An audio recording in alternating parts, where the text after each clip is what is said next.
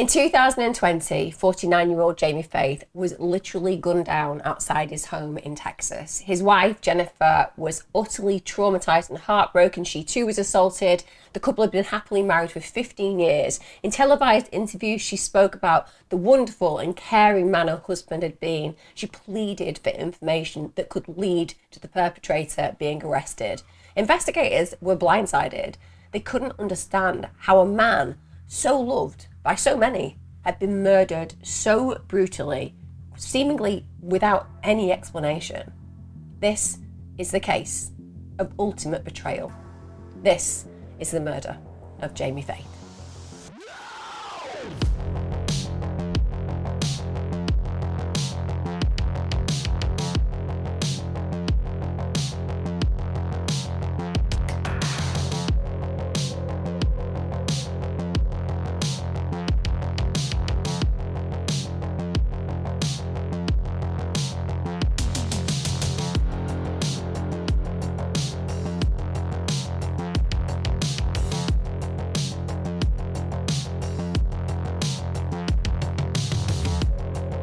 Hi guys, welcome back to the channel. Thank you for joining me. Today, before I start, I am going to talk about my book. So a lot of you have asked for a very long time whether I've written books before, if you can buy the books I've written, and the reason you haven't been able to is because I haven't written any. However, I signed a 2-book deal a while ago, and my first book, The Serial Killer Next Door, will be out September the 5th, 2024. I'm going to leave links below, so if you want to pre-order and get your hands on one of those, then the links are there. I want to say a massive thank you to all of you, because the truth is I wouldn't have done it unless you guys have motivated me to do so. It's one of those things that I can't quite believe has happened, but then it's the same with the YouTube channel. I can't believe that you guys have been so supportive here either. So if any of you want to catch me at theatres in the UK doing the Serial Killer Next Door tour, or in fact Killer Cults as well, I'm out there doing that as well, or you want to reserve the book, follow the links below.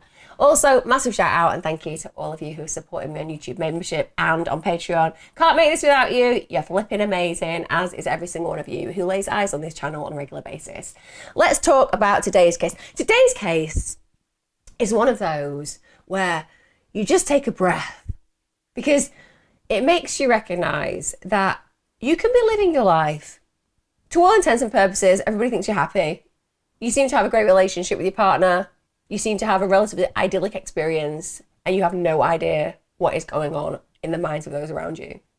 It's a stark reminder of how we only ever truly live our own lives in our own movies, directing our own world. We can never ultimately understand the characters around us. We're not in control of those. And the case of Jamie Faith absolutely illustrates this to a T. And it's one of those cases where you will literally throughout be saying, why? How? What on earth? Because there is literally no graduation or escalation to where we're going to end up. It is something that is so unusual and that seemingly was so unnecessary that it makes you question everything. So let's talk about the victim, Jamie Faith. Jamie Faith, I will tell you now, is regarded by everybody who knew him as just one of the loveliest souls known. Literally, colleagues, friends, neighbours, everybody. Stepdaughter, the whole caboodle. They all think that Jamie was somebody who was very, very special. He was born on the 11th of May 1971. He was born in Wisconsin. He was bright academically. He was somebody who in 1994 graduated from the University of Wisconsin, but he actually graduated in computer science. He was really intelligent. He loved working with computers. And back in the 90s, we're talking about a time where it is very much at the beginning of the boom in computer coding and in the arena itself. And of course, with that comes the opportunity to do very well in your work because you were at the forefront of technology. He adored working with computers. He was apparently a massive fan of the Green Bay Packers. He loved bowling, he loved playing pool, and he was just described by friends, quote, as one of those guys you would want to be neighbours with. And in fact, neighbours that used to live next door to him up until pretty much close to his death, they said that he was one of those human beings that was really open with the friendship, and they even had a pool in the backyard, and they would let the neighbours' children go and play in the backyard. One of the neighbours had adopted 7 children, and basically they allowed their home to be open to them. And that was Jamie's wife as well. She also encouraged those children to come round. But it does say something really wholesome about the household, doesn't it? About Jamie himself, who's inviting people round to use the pool, and also with his partner, his wife, who is encouraging that behaviour as well. Now, people who knew Jamie said he was just that all-round good, dependable and really nice guy. Didn't offend anybody, wasn't somebody who was problematic, didn't have a drinking issue, didn't have a drugs dependency issue, didn't have a conflict issue with the neighbourhood. He was just the kind of individual you'd want to spend time with, work with as a colleague and be friends with. We get to October 2005. And at this point, Jamie actually meets his future wife, Jennifer. They meet each other on a blind date, and apparently they click literally instantly. People who knew the couple early on, they said they were genuinely the perfect match. In fact, people referred to them as 2 peas in a pod. So incredibly compatible. Now, Jennifer had a bit more of a pitted relationship in her past. So she had 2 previous ex-husbands and a daughter, Amber, and she was 8 years of age when they met. Now, I'm not going to judge Jennifer too harshly. People have relationships, they break down and they move on. But when you're dealing at quite a young age, as having 2 previous marriages, it does say something about your sticking power. And sometimes, I'm not saying everybody, there'll be people out there who've had lots of marriages and genuinely have found their perfect partner and are living happily forever for the rest of their lives. But there are certain people who like things to be interesting. They like things to have a little bit of excitement. And they get carried away by the way it feels at the very beginning of a relationship. And they imagine that that should be how it feels throughout the relationship. And of course, inevitably, they're highly disappointed, because great relationships, as we know, are about paying the bills together and hopefully liking each other enough for most of the time to not leave one another. Because relationships, no matter how great they are, go through periods of being a bit dull and also a bit stressful, because essentially life can be those things. So arguably, it could be that the reason Jennifer has had 2 previous ex-husbands is because she doesn't have a lot of staying power when it comes down to relationships, and she potentially likes the excitement of those early days. So she has this little girl called Amber. She's 8 years of age when she meets Jamie, and Jamie hadn't actually wanted children of his own, but when he met Jennifer and he met her daughter Amber, he became really supportive of her. Apparently, he really stepped up to the role of being a dad, and he literally attended all her dance classes. And that says something about a man who had an idea that he wanted his life to be a particular way. And we've got to look at the fact that he comes from a computer science background. He probably is at times more interested in things than people. We see that in engineering as well. It isn't that they don't absolutely love and adore the people around them. It's just they have such a keen interest in a particular arena that they put a lot of their energy into that. So when they get into relationships, sometimes they're not thinking about the family dynamic, having children, purely on the basis because they are committed to a particular role. In this case, he was very committed to his career. But then the moment they recognize the joy that children bring, and they're suddenly in a situation where they have access to the wonder of what a child really is in their world and how it impacts on their world, everything shifts. And he fully commits to Amber. He adores her. And again, he's a step-parent. And we also have to acknowledge that he isn't somebody who just accepts that there is a child involved in the picture. He sees this as an absolute benefit to his life, and it helps him thrive in his world. And in 2012, the couple get married. They get married in Las Vegas. Why wouldn't you? Why wouldn't you take the opportunity to have somebody like Elvis marry you? Just throwing it out there. Now in 2015, this is when Amber has now reached the age of 18 years of age. So he's obviously been in Amber's life for a decade. She actually asks Jamie to adopt her, and he's really honoured to do that. He loved her as his own daughter, as his own flesh and blood. And he was really, really made up that she wanted to do this. And I think that, again, it speaks volumes. The very fact that Amber sees him as the father in her world. Because obviously she has a biological father, but he is the person that, as far as she is concerned, has turned up and shown up and been present and been loving and been a role model and mentor to her.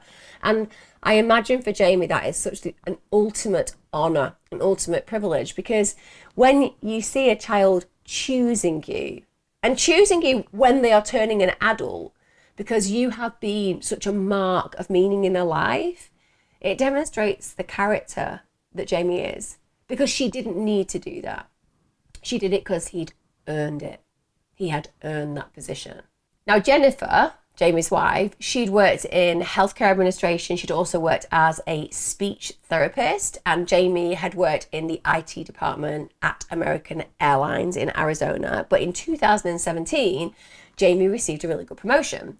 And the promotion was he was going to become a senior manager when American Airlines acquired US Airways. And that meant that their family relocated to Dallas, Texas for this position. But ultimately, he's doing really well. Now we get to October the 8th, 2020. Bear in mind, on October the 8th, 2020, this is just before his murder, the couple celebrate 15 years together. So they have been a solid couple for 15 years. As noted, peas in a pod.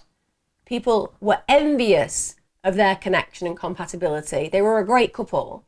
And yet, it all comes to an end in the most horrific of ways, because on the morning of October the 9th, 2020, this is around 7:30 a.m., Jamie and Jennifer just go out for a walk with their dog Maggie, as they would do, taking the dog out. And yet, just minutes after they've left their home, from nowhere, a masked man comes up behind them. This masked man points a gun at Jamie, fires 9 times.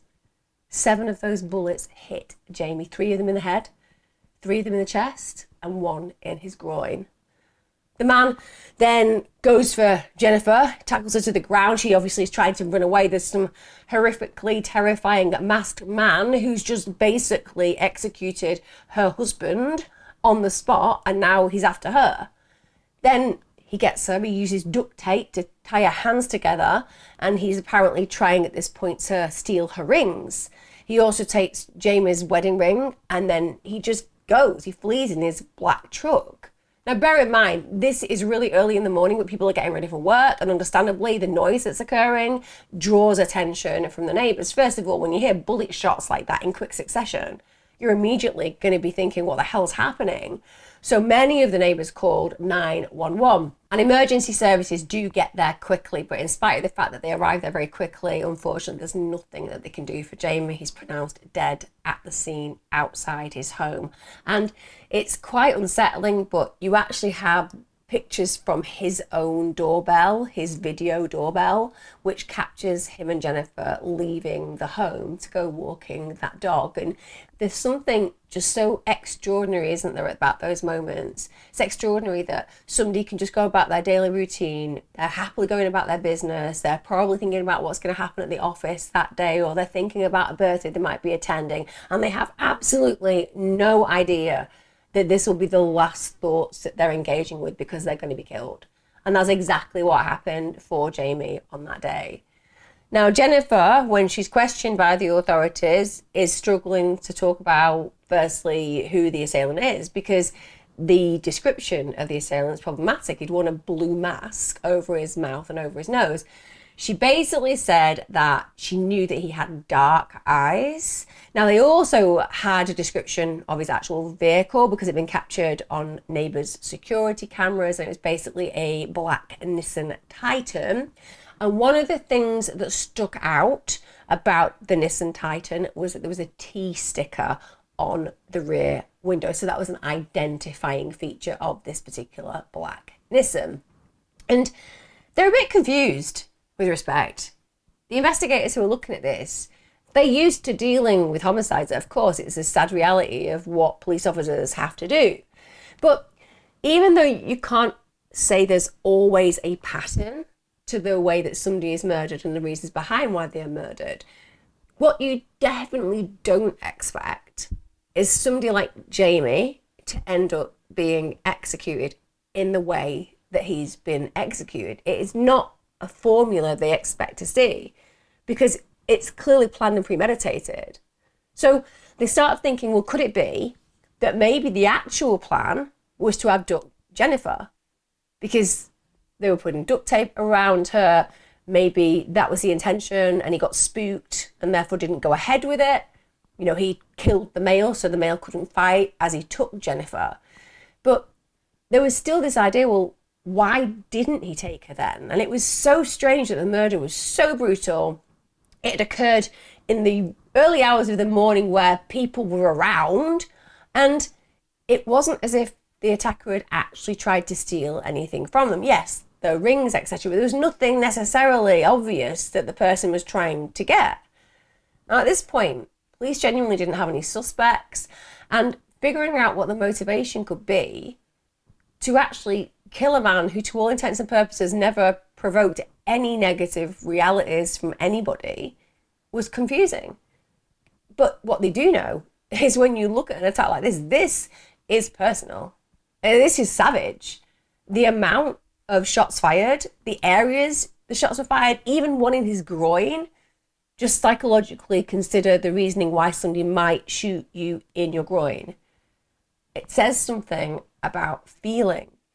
One could argue, well, it could just be a rogue bullet went there instead of the head and chest, etc. But it could also be very calculated. When somebody has taken the time to describe themselves, to probably lie in wait, and then to basically execute you in broad daylight in cold blood, and to shoot you savagely in areas that were designed to kill, but also to hit you in the groin, does that say something about the motivations of the person and the way that they feel about the person that they are killing? And CCTV footage from Jamie Faith's household, as I said, showed not only them leaving the house, going for that walk, but it also showed a man watching their house. There was a man seen from the garden next door at 2:30 a.m. before the murders, watching the house. So the authorities know this attack was absolutely planned. Now, obviously, they need to bring to justice whoever this killer is. I mean, it's terrifying. Nobody wants a man like this on the loose. Nobody wants to believe that you can be just walking the dog in broad daylight and you can be killed in cold blood, and also that the threat may be to another female because Jennifer had found herself covered in duct tape. Maybe this person had literally planned to take her and do horrible things to her as well. So everybody wants to know about what's going on, and Jennifer gets involved in televised interviews and she's just appealing and pleading for information. She talked about Jamie as we would expect, because let's be honest, he was an amazing guy. She said that he was her best friend. She said he was so caring, he was so kind, even described the fact that he was the kind of human being that would literally give you the shirt off his back.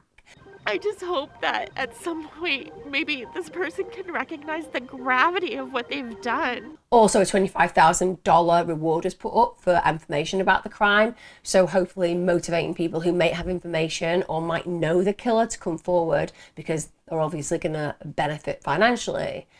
Now, when it comes down to crimes like this, I'm just going to throw it out there. I don't think any of us are struggling to think about the direction we'd be looking at when it comes down to the investigators' mindsets. We're talking about a man in a lovely job with a lovely family, to all intents and purposes with no enemies, and in a situation where he's been killed in a highly unusual way. In fact, he's been executed. And unless Jamie has in the background got involved with the mob and nobody realises and has found himself falling foul of such a gang reality, this kind of murder just doesn't play out. Organised hits don't tend to be orchestrated by anybody else than people close to the individual who's murdered.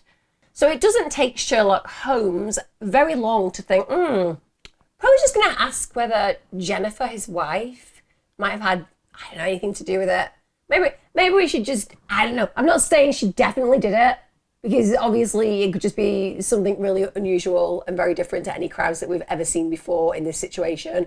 But we should definitely check. Let's just go with the stereotype and imagine that potentially she may have had some involvement in her husband's demise. So the police start looking through Jennifer's phone records to see whether there is indeed anything incriminating, and initially they don't really find very much until they come across a text to one of her friends which reveals that she's been talking with an ex-boyfriend. This is a guy called Darren Lopez. He's 51 years of age at the time. They'd been high school sweethearts and they'd actually split up because he was deployed to South Korea. Now, he'd since served 26 years in the Special Forces, and during that period of time, he had sadly suffered a traumatic brain injury. He'd been a Green Beret, so obviously very dedicated, very patriotic, and also deeply protective as a human being. Also have to acknowledge a traumatic brain injury is not an enviable reality. It can affect the person in a multitude of different ways. Also, just to acknowledge that when you have a high school sweetheart and then life gets in the way and you don't play out the relationship you ideally thought you might have, you can have a real residual connection with that person.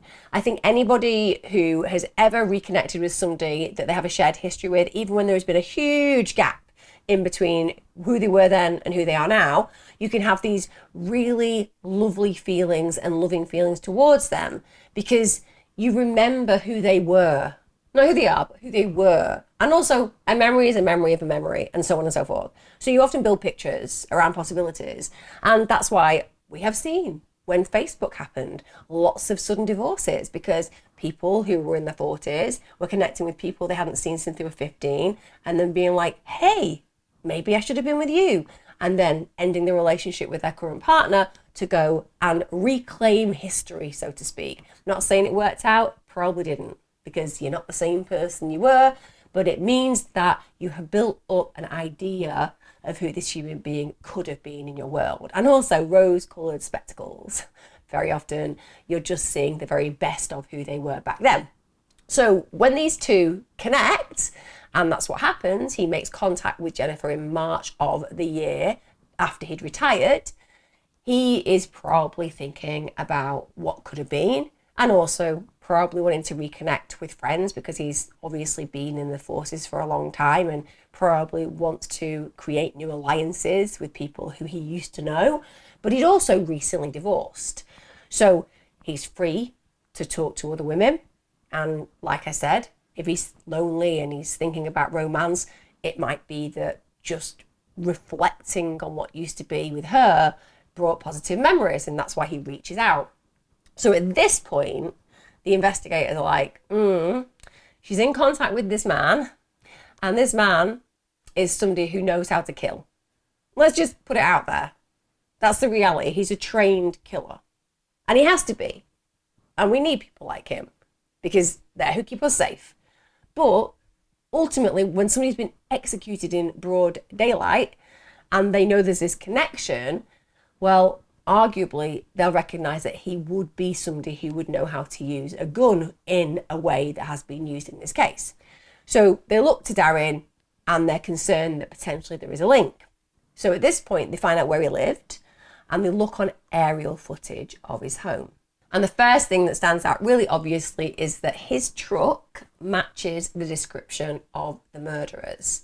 So that in itself shows a link between the wife of the man who's been murdered and an individual that she's been communicating with. So it's at this point they think they've got their guy, and they basically begin to build a case against Darren. And the way they do that is they look at his bank and his phone records, and again it's really incriminating. So they're able to determine that he'd travelled from his home in Tennessee to Dallas on the day of the murder. Now that had been a 650-mile journey, and they were able to see that he'd arrived before 2:30 in the morning, and then he'd waited for them to basically leave the house. So as far as they're concerned, he is bang to rights. They know they've got the guy. So we get to the 11th of January 2021. At this point, Darren is arrested and his house and his truck get searched, and wow, there is just an absolute plethora, an abundance of incriminating evidence that is discovered. So first of all, the mask, and that mask was basically similar to the description of the one which the attacker had been wearing. Credit cards, and those credit cards were in Jennifer's name, and also the murder weapon, which was a .45 caliber handgun. So they have literally everything they need to pin this crime on him. Now, after they arrest Darren, they then interview Jennifer because, understandably, they're like, it feels a little bit weird that the killer is somebody that Jennifer has had contact with. It feels a little bit odd that there is that common feature. And they started to feel that there's a significant possibility that she's been involved in the murder of her husband, which would make sense. Because no matter what Darren's feelings are, the likelihood of him doing this because he's motivated by his feelings for Jennifer and that she has no involvement in that reflection of feelings would be very unusual. Now, Jennifer at this point says, look, I'm going to be honest. Me and Darren, we have been frequently texting each day.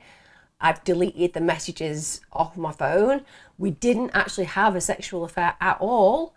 But when they find the messages, because Darren hadn't deleted any of the messages, even though she's telling the truth, they haven't actually had a sexual affair physically, it's absolutely 100% evident from the messages that they had an emotional affair. That was going on. And the psychological reality of an emotional affair when you're in a relationship, it's still adulterous. You don't have to have physical contact to have a relationship with somebody. Even if you're in a scenario where you're in an unhappy situation with your partner, speaking to another party and investing emotionally in that other party, it is an adulterous reality. Like I said, the sexual element is one stage further, but your energies and your emotional relationship is being directed in a place that's not appropriate when you are in a relationship. I know we're all human and we all make mistakes, but like I said, she's investing elsewhere. Also, they've been sexting, which is one step further from talking away feelings. It's literally doing something that absolutely denotes that the connection between you is moving and escalating to a more sexual place. Around and I just saw this person shoot and shoot.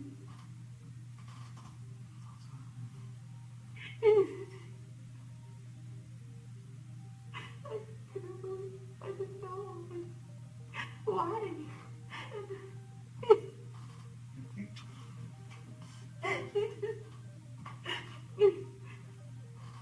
His body was lying like this in the street, and then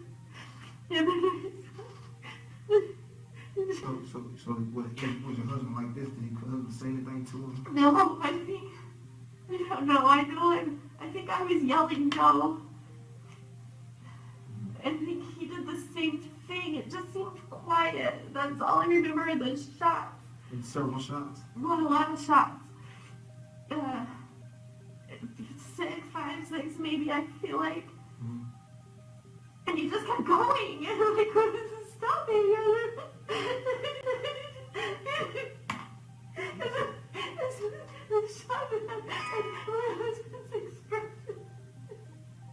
He said your husband's facial expression? Just like, oh my God. And he just grabbed. And so I was like, the shock, and then I saw the person turn and like just dark eyes and coming toward me, and so I yelled no, and I had the dog, and then started to run, and he tackled me to the ground, and then stopped, ran, and he was hitting my. Now, Darren, as I said, hadn't got rid of the messages between himself and Jennifer, which was good because it meant that they were able to see just how intense the pair were. There was over 116,000 texts between the pair. 116,000.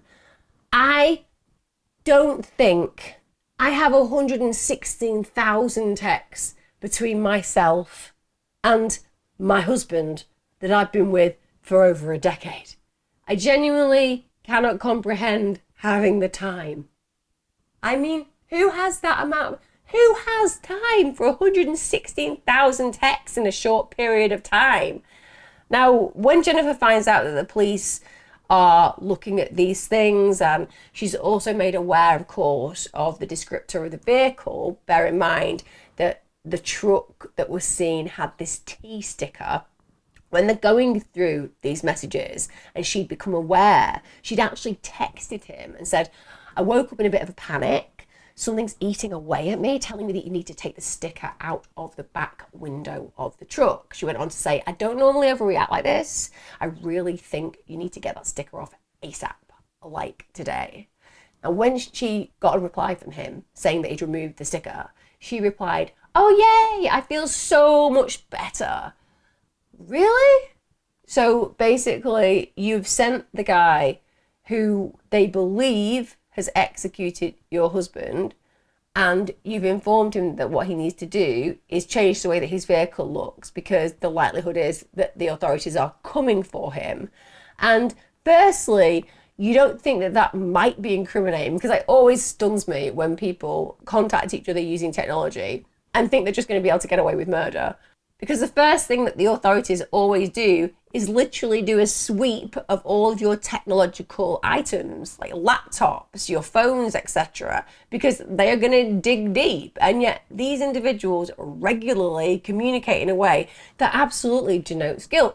But not only is she suggesting that he needs to change that sticker, she's also automatically thinking that it resolves it. Honestly, we could have been so much trouble. You and I, Darren, we could have been in so much trouble. But you know what? It's okay.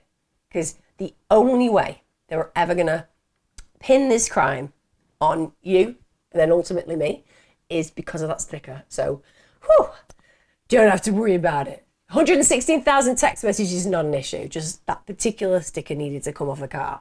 But yeah, that's how unsophisticated she is. And bear in mind as well, the psychology of the way the crime played out is that she's the victim too. Bear that in mind.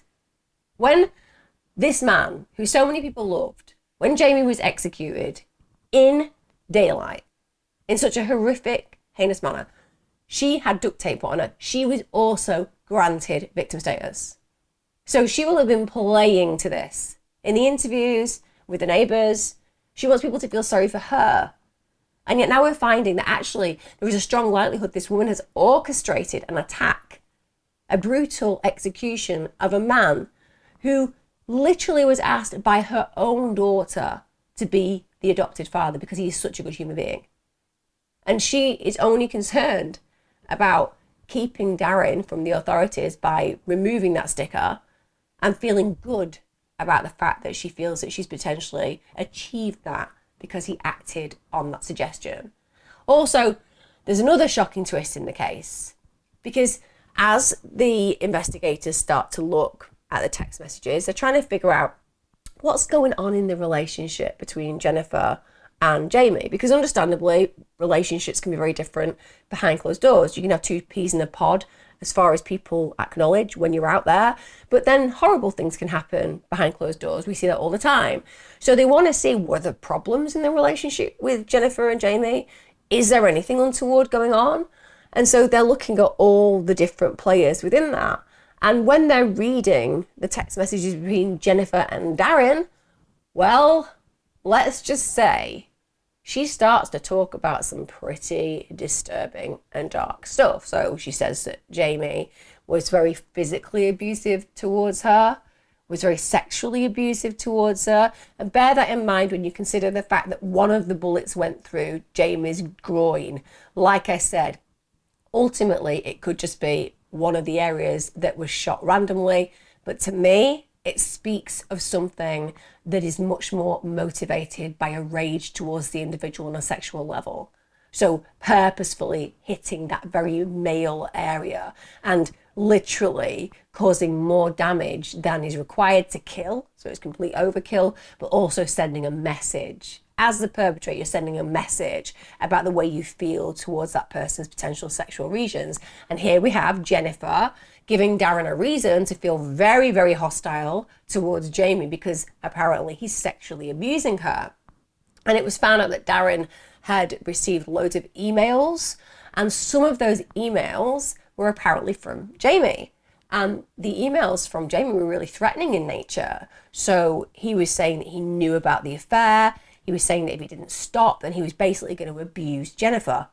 So now Darren's got this actual evidence because he's got this interaction with Jamie, who's being an abuser, who's sexually abusing Jennifer, who's threatening Jennifer. And now he's saying, listen, you dare to carry on this relationship with this woman that you've obviously now got feelings for, I'm going to hurt her more. So Darren is going to be feeling really concerned about Jennifer's well-being. He's going to be a responsible party as well, because part of the failure to protect is because of the fact that he can't be present to protect her on one level, but also his actions in having a relationship with her means that there's a failure to protect her because it's leading potentially to this abuse. There were also other emails from Jennifer's friend Rob. Now, Jennifer's friend Rob informed Darren that they were watching the abuse and it was awful. It was just getting worse and worse. And he even sent photos of the injuries that Jamie had basically inflicted on Jennifer. So bear this in mind. We've got Darren, who's now being told directly by Jennifer, her life is horrific. She's in danger. She's being sexually and physically abused. Her friend Rob is literally sending evidence, photographs of the injuries that she's sustained. And we also have Jamie getting in contact with Darren saying, if you don't leave my wife alone, there are going to be consequences for her. Now, Darren, at this point, when all these messages are coming and emails are coming, says to Jennifer, listen, you need to go to the police. You need to go to the police. You need to tell them about the alleged abuse. But her response to that is, I don't want to. I don't want Jamie to be arrested because Amber, my daughter, absolutely loves him. For Amber's sake, I do not want that to happen. Now, personally, just going to throw it out there.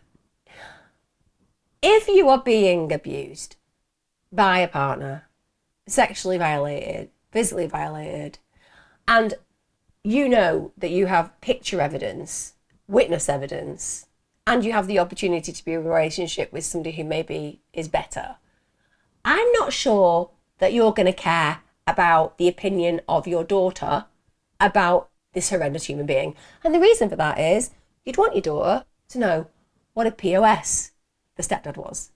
I mean, who would want a kid, no matter what their age is, whether they're 8 or 18 or 48, who would want their kid around this kind of predator? They're not safe, are they? So personally, if somebody said to me, oh, I've told you all this information, it's really heinous what I'm going through, and I said, well, you need to speak to the police about that, and they were like, oh, I'm not going to do that because I really want to just make sure that their good reputation is still held in my daughter's opinion, I'd be like, they're lying. Honestly, sorry, does that make me sound really suspicious? No, it doesn't. It means I'm logical.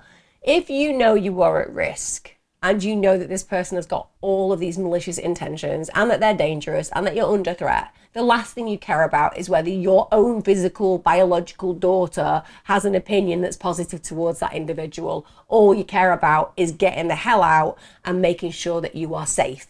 Because Amber's not at risk. He's not threatening her. This is more about him being seen badly by Amber. Well, you'd want Amber to see him badly.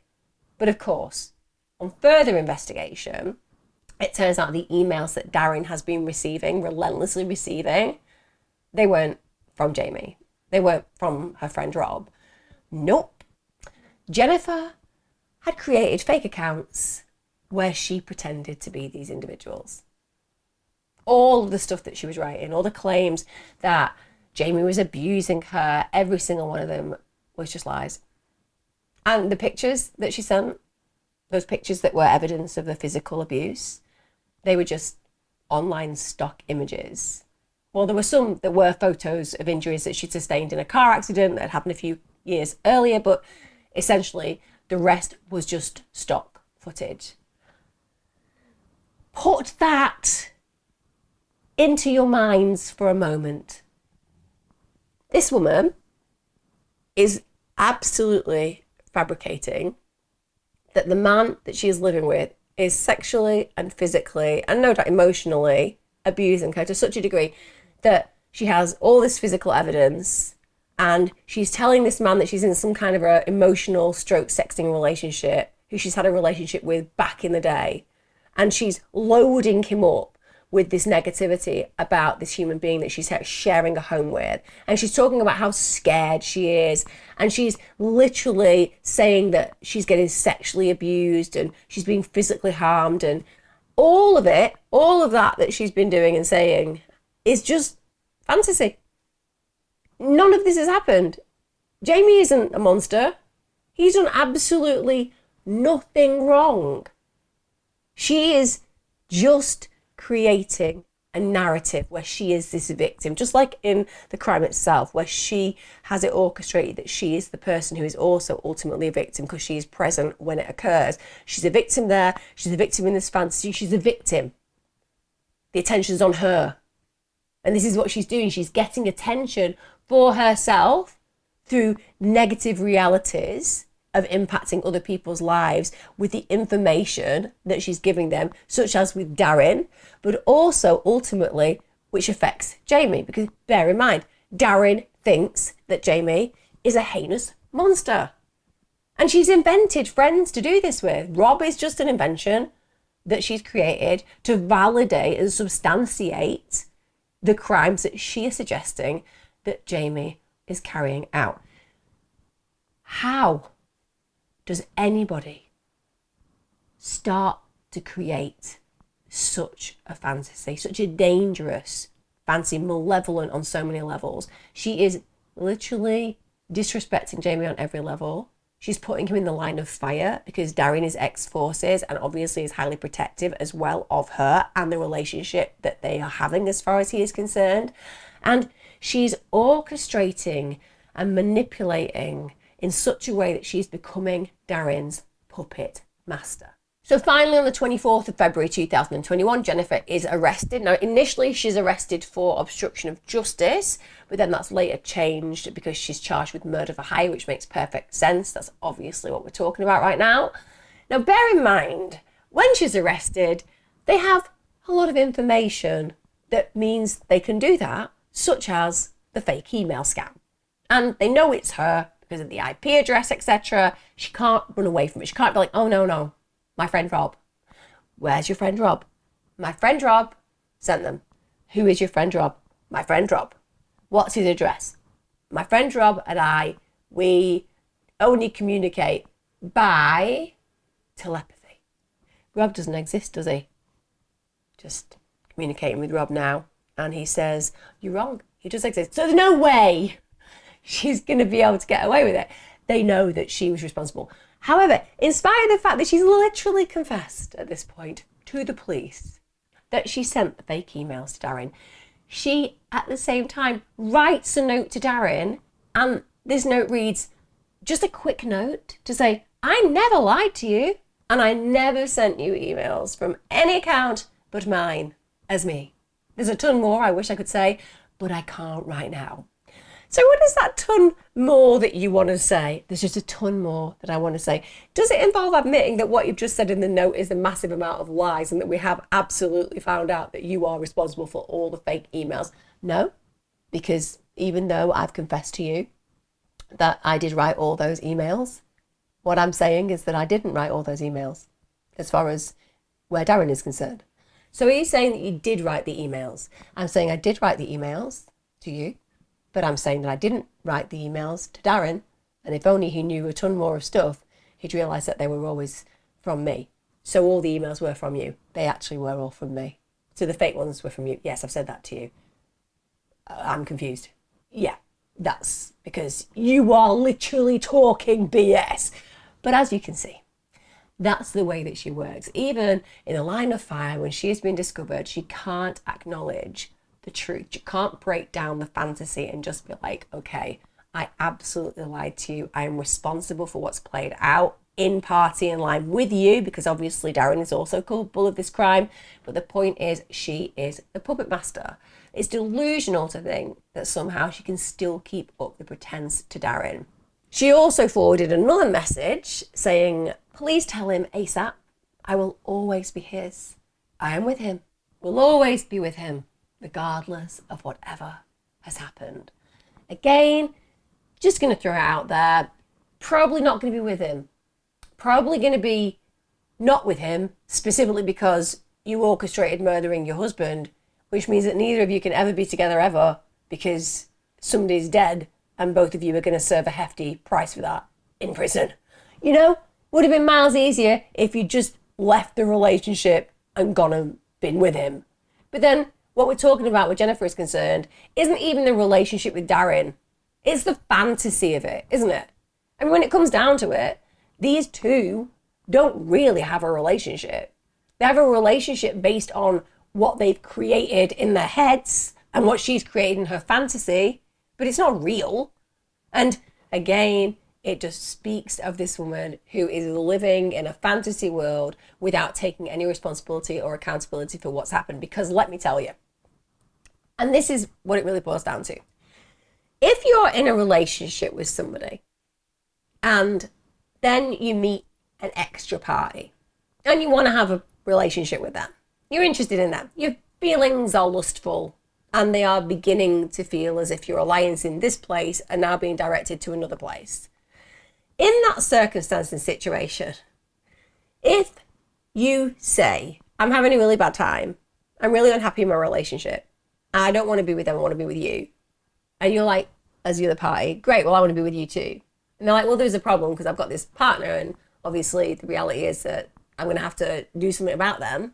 Your response would be, leave them, get divorced, come be with me. If they then are like, well, I don't know whether I want to do it that way. And you're like, okay, well, how will we do this? Like, how do we be together? And they say, well, I've got this great idea. All you need to do is to execute my partner, kill them. At the point that that person goes, okay, I'll do that for you, you should be running in the other direction anyway. Anybody who agrees to actually go ahead and murder somebody for you is not a safe person to be around. It doesn't matter how your feelings are. It doesn't matter how deep they are. It doesn't matter what you believe your future could be. If somebody's like, yeah, okay, I'll just come and do that for you, run very fast in the opposite direction. So again, saying that she would want to be with him, she'd always be with him regardless of what has happened, means that again, she has absolutely no logic or common sense whatsoever, because this is a man who is quite capable of killing. And if you can kill one person, you can kill another when we're talking about the context we're talking about today. Now, bear in mind, before it actually comes to light that Jennifer is responsible for the murder plot, a lot of people in the local community are very sad. They're very upset for her because at the end of the day, she's a victim. So there's a GoFundMe. And this happens time and time again, doesn't it? I know that GoFundMes are great. I know that it does a lot of good. But it also does have the odd con artist here and there, doesn't it? So this GoFundMe is set up by a neighbour, and it's set up to basically give financial aid to her and Amber because there's been this tragedy. It's going to cost them a lot of money because clearly he's not going to be earning money anymore. There's going to be funeral costs and so on and so forth. And over $60,000 have been raised because people are good. You know, human beings get criticised a lot, but honestly, on the whole, we're really good. And when people are in need, we walk to the flames. We don't avoid them. So $60,000 has been raised. Shockingly, and yet not really, it's discovered that Jennifer actually just misused the money. So people have all donated this to her and Amber's future. And she's like, well, I could look after my daughter, Amber. I mean, after all, I wanted to protect her from knowing what a horrendous and heinous partner I had in her stepfather. So I actually had him executed to avoid her ever finding out that he was a terrible person. But even though now, because I care so deeply about her feelings to do such a thing so that she didn't realise what a horrible person he was, I am not going to use the money to actually think about her future. Instead, I'm going to buy gifts for Darren. Yeah. So she takes the money and she buys Darren things like a large screen TV and lots of gifts. So Darren's getting a lot of congratulations for actually going ahead and doing the unthinkable. Now, thankfully, GoFundMe, because obviously they knew that people had been conned, they refunded the people who had been conned into donating to the cause when they were made aware of the situation. But what kind of a callous human being is Jennifer? I mean, talking about having no remorse is so demonstrated. We are talking about her benefiting from a man's death who deserved none of this and just showering the man who executed him in cold blood with all of these gifts. The egocentricity of Jennifer is just so enormous, isn't it?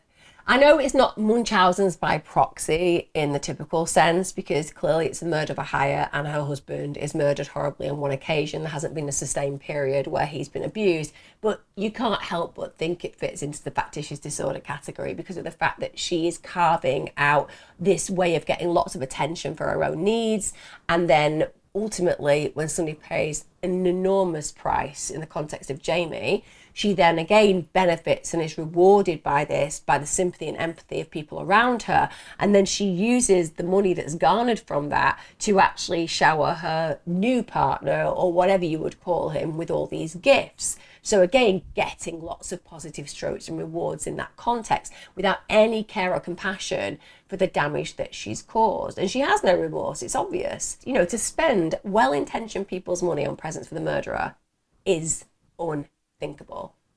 It's unbelievable that she had the audacity to do that. Bear in mind the level of betrayal that her friends and family would have added to this situation when they found out. I mean, they're already going to feel betrayed that she actually went ahead and had this lovely man killed. But then to find out that the spoils from the crime were spent on the man who killed him, it's just deceit beyond reason. It also emerged that 1 month after Jamie's murder, Jennifer actually attempted to claim $629,000 in life insurance. Of course she did. Of course she did. Those big TVs, she's going to need to be buying more of them. There's going to be some cars, some holidays, maybe another wedding in Las Vegas to add to the other weddings. You know, she is absolutely thinking about what she's going to have for herself and Darren. She has no care, compassion, concern, or consequence when it comes down to what she has actually achieved, which is the brutal execution of a man that loved her. Because let's bear that in mind. Jamie loved her.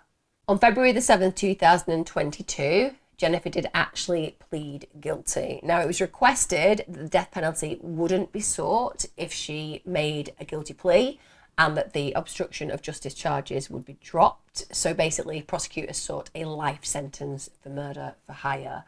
The US attorney, Chad Meacham, said that Jennifer had put on quite a performance to the public while she'd been orchestrating her cover-up. So that was absolutely what she did. Ultimately, she stood in front of those cameras and acted like the grieving widow. And he said, despite this, crocodile tears didn't stop the feds, who were basically committed to getting justice for Jamie.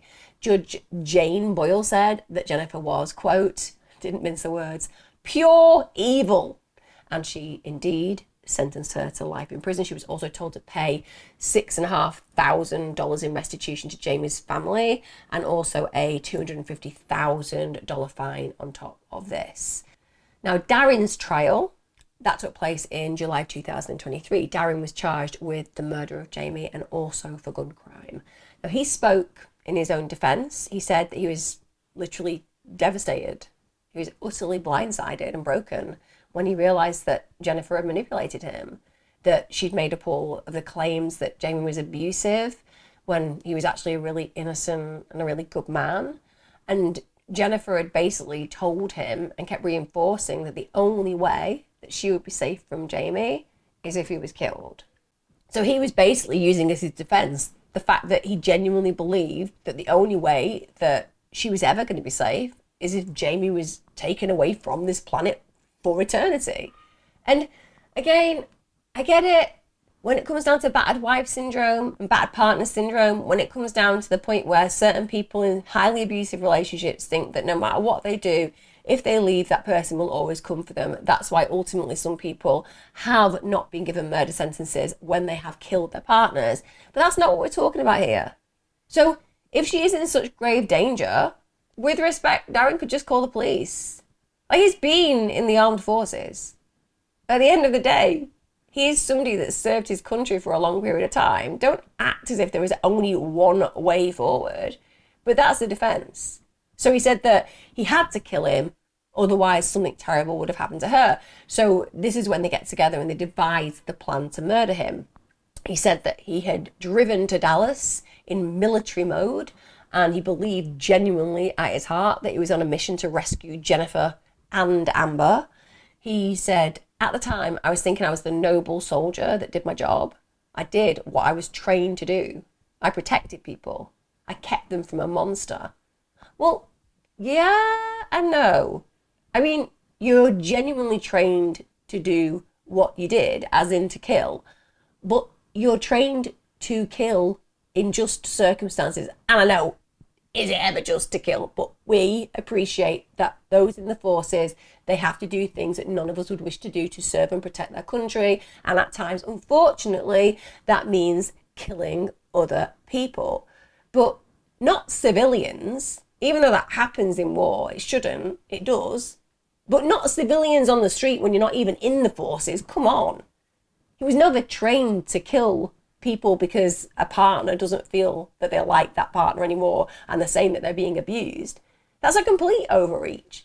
And no matter how much of a puppet master that she was, he is still going ahead and doing the unthinkable. Now, when he was asked to describe the murder, Darren said that he'd shot Jamie in the head, as he really thought he was a monster at the time. And even though he did believe what she'd told him about Jamie, he also didn't want him to suffer. So that's why he'd shot him in the way that he had. He wanted to kill him, not to leave him with horrific injuries that would take time for him to die. His defense attorneys, they said that Darren had been duped and that Jennifer had literally created all the information that had led to him believing it was true, that she created a monster and then sent Darren, who's this disabled soldier, to do her bidding. He said, as his defense attorney, that he pulled the trigger, but she pulled him. Now, I do appreciate that he wouldn't have driven to that place and murdered Jamie if she hadn't done all of that work. But come on, are we really arguing that it's acceptable on any level to do what he did? People say stuff about individuals they don't like or that they've had enough of all the time. And we hear things that people do that aren't very nice to people that we care about. We don't load up a truck, drive over somewhere, and then execute them in broad daylight. That is beyond the realms of reason. And also, you have to acknowledge that Darren is in a relationship to some degree with this woman. Is he just motivated by protection? Or is he also motivated by gain? He wants to be with her. They get rid of this man. They get money from his inheritance and his life insurance. And all of a sudden they can go on their merry way. Ultimately, that folie à deux is what's occurred. It's two people sharing the same delusion and going ahead and acting upon it. Now, the prosecution understandably argued that Darren was an active participant in the murder, that there had been options he'd chosen not to take. So first of all, it was noted that he hadn't taken any steps to ensure that Jennifer and her daughter were actually safe. So he didn't know whether they were actually in a position of danger or otherwise. He hadn't gone out of his way to figure that out. He hadn't turned up, because he could have. At the end of the day, this is a guy who's well trained. He could have gone to Jamie's house. He's getting these apparent messages that are threatening him, and he could have challenged him. And the chances are a computer science individual is not going to be the kind of guy who's going to be able to manage physically somebody who's trained in the way that Darren is. He's going to be no match. Jamie would struggle in that situation. But Darren doesn't do that. Nor had he actually confirmed that the abuse was actually occurring. He just accepted it. They said, and I believe they said rightfully so, that it was absurd for him to try to justify the murder in this way when it had certainly not been his only option. Genuinely, if you were sending me emails evidencing your injuries, telling me that your life was at risk, and I wasn't in your locality, I was going to walk in a police station and be like, man, this is happening to my friend. Let's do something about this. That's all that needed to happen. That is the only thing that needed to happen. All that he needed to do was walk into a police station with the evidence that had been sent to him by her and by apparently her friend Rob and by the husband in this situation, Jamie, threatening that he's going to abuse his wife if the relationship between Darren and her continues. Present that to the front desk and then let the authorities manage it, because you know what would have happened. They'd have gone around, Jamie would have been confronted, she would have been asked questions about it. This would all have been brought into the open. There is no way that the first option should be, oh, well, let's kill him. Let's kill him. Let's just concoct a plan and kill him. There should have been so many options before that. And the idea that he took that as his only option is despicable. Now, I understand that's more complex because of the traumatic brain injury. I would not reject the fact that his impulse control to some degree would be impacted potentially by that injury. I would not suggest that his personality may not have changed because of that injury. But again, it's not like it just happened out of the blue. At the end of the day, he had a lot of time to think about what he was doing on that incredibly long journey driving to Jamie's home to kill him. He had a lot of time to think about it from 2:30 in the morning till when Jamie and Jennifer left their home at 7:30 a.m. So we're not talking about somebody who had an immediate loss of control because they were so rageful about somebody that they loved being treated in a terrible manner. No. And also, he was pretty happy to get all the gifts off her, wasn't he? Pretty happy to be able to spend the money that she was giving him. That certainly doesn't sound like somebody who was just motivated purely by a passionate feeling of protection towards this woman. But again, it's a more complex case than when it comes down jury-wise, if you're in a situation with somebody like Jennifer than you are with somebody like Darren. And they do initially struggle to reach a unanimous decision. In the end, Darren was sentenced to 62 years in prison. He will be eligible for parole after 31 years. In an interview that was done with Darren, he later said that he genuinely believed that he was saving Jennifer and Amber from abuse, and that he was made to think that if he didn't act, Jennifer would end up being killed. He said, the thought never entered my mind that she could use me this way. He said that he believed that she loved him, but now understands that he became her weapon. Now, like I say, in this situation, I do understand why Darren is peddling that belief system, that somehow Jennifer is the puppet master and he was this helpless person just doing the best he could for somebody that he was in love with. I don't buy it. If that's the way the world worked, my God, it would be a dangerous place and space for all of us, because we all harbour resentment. We all sometimes think things about somebody and wish that something bad could happen to them. And the idea that we could just haphazardly allow somebody to go and do our bidding because it suits us, and for that person to somehow be innocent when it turns out that we were just a really nasty person who didn't get our way and wanted something terrible to happen to another human being, the world would be full of dead bodies, far more than turn up in this day and age. Darren needs to take full responsibility and accountability for his actions, because the only victim in this, the only victim, is Jamie. When it comes down to Darren, guilty as hell. When it comes down to Jennifer, guilty as hell. Jamie was a lovely human being who just took his dog for a walk and was executed in broad daylight. And of course, his stepdaughter, who he adopted, she's also a victim, as is the wider family and friends. They were all duped. But let's not, in this story, pretend that Jennifer was some sophisticated, malevolent mastermind of the highest order who just pulled the strings and Darren did her bidding. He essentially benefited. He benefited financially, he benefited emotionally, and if they'd gone away with it, he would have benefited even more. When it comes down to the bare bones of this, a woman asked a man to kill another man. He said yes, and now they are both rightfully paying for that crime. I'd love to know your thoughts on this. Do you feel that Jennifer is this astounding mastermind, even though she's just actually quite a dreadful liar when it comes down to it? Do you feel that Darren isn't actually responsible and maybe he was just massively manipulated, and it is possible to groom somebody in such a way, a little bit like Manson's girls say that they were groomed? Or is it just that two people with a murderous potential found each other and carried out the most horrific attack and execution ever? Let me know in the comments below. And as ever, guys, take care and be safe.